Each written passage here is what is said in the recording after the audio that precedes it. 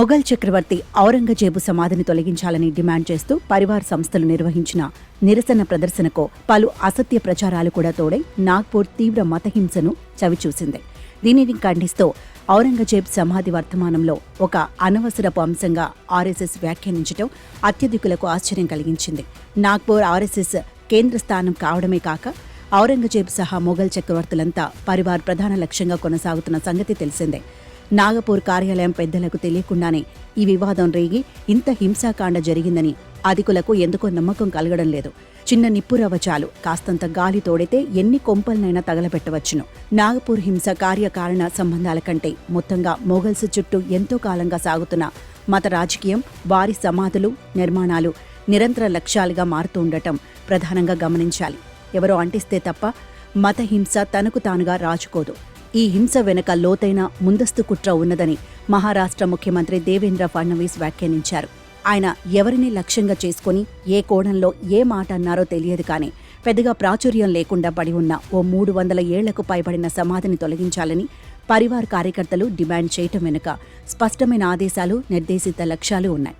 ఇటీవలే పేరు మార్చిన ఔరంగాబాద్కు సమీపంలోని కుల్దాబాద్లో పెద్దగా పోల్చుకోవడానికి కూడా గొప్ప ఆనవాళ్లు లేని ఆ కట్టడం వారిని ఆగ్రహంతో ఊపేస్తోంది. స్వయంగా ముఖ్యమంత్రి ఆ కట్టడం మీద అంత ద్వేషం ప్రకటించినప్పుడు కర్తవ్య నిర్వాహకులను, కరసేవకులను తప్పుపట్టి ప్రయోజనం లేదు. పురావస్తు శాఖ ఆధ్వర్యంలో ఉన్నందున కర్మకాలి దానిని కాపాడాల్సి వస్తుందన్న రీతిలో ఫడ్నవీస్ నిండు సభలో వ్యాఖ్యానించారు.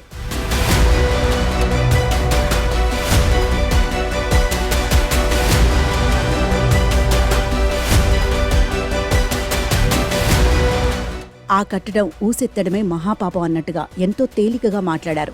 ఇక ఛత్రపతి శివాజీ కుమారుడు శంభాజీ జీవిత ఘట్టాలతో కూడిన ఒక నవల ఆధారంగా తయారైన చావా సినిమా మీద ముఖ్యమంత్రి చేసిన వ్యాఖ్యలను లోతుగా గమనించినప్పుడు నాగపూర్ హింసకు కారణమని ఆయన ఈ సినిమాను తప్పుపట్టినట్టు కనపడదు. పైగా ఆయన ఈ చిత్రాన్ని అమితంగా ప్రశంసించారు. అందులో చెప్పినవన్నీ నిజాలేనని, చూపించినవన్నీ చారిత్రక సత్యాలేనని నిర్ధారించారు. ఆ సినిమా చూసి అసలు చరిత్రను తెలుసుకొని గుండెలు రగిలినందునే ఈ హింస జరిగిందన్న రీతిలో మాట్లాడారు. నాగ్పూర్ హింసకు ఎంతో ముందు నుంచే సదరు చిత్రం చుట్టూ రాజకీయ నడవడం, ప్రధాని సహా బీజేపీ పెద్దలంతా చిత్రాన్ని మెచ్చుకోవడం, దాని విజయోత్సవ వేడుకల్లో ప్రత్యక్షంగా పాల్గొని ప్రోత్సహించడం చూశాం. అందులో ఉన్నది చరిత్ర కాదని, కల్పన అని, ఔరంగజేబు క్రూరుడు కాదని సమాజ్వాద్ పార్టీ ఎమ్మెల్యే అంటూ ఆజ్మీ వ్యాఖ్యానిస్తే, మరాఠా వారసత్వాన్ని అవమానించిన ద్రోహి అంటూ మహాయుతి నాయకులంతా ఆయనను సభ నుంచి గెంటివేయడమూ తెలిసిందే. మొన్నటి వరకు ముఖ్యమంత్రిగా ఉన్న షిండేకు ఏకంగా ఈ సందర్భంలో ఒసామా బిన్ లాడెన్ కూడా గుర్తుకొచ్చాడు. ఔరంగజేబు సమాధిని కూల్చాలన్న డిమాండ్ పై స్థాయి బీజేపీ నేతలతోనే పుట్టింది.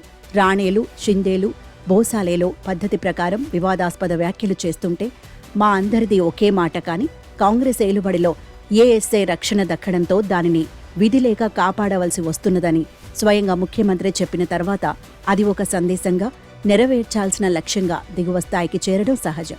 తీవ్ర హింస, విధ్వంసం, వందలాది అరెస్టులతో ప్రస్తుతానికి పరిస్థితులు సద్దుమణిగినట్టు కనిపిస్తున్నప్పటికీ త్వరలోనే ఔరంగజేబు సమాధికి బాబ్రీ మసీదు గతే పడుతుందన్న హెచ్చరికలు భవిష్యత్ పరిణామాలకు సంకేతాలు.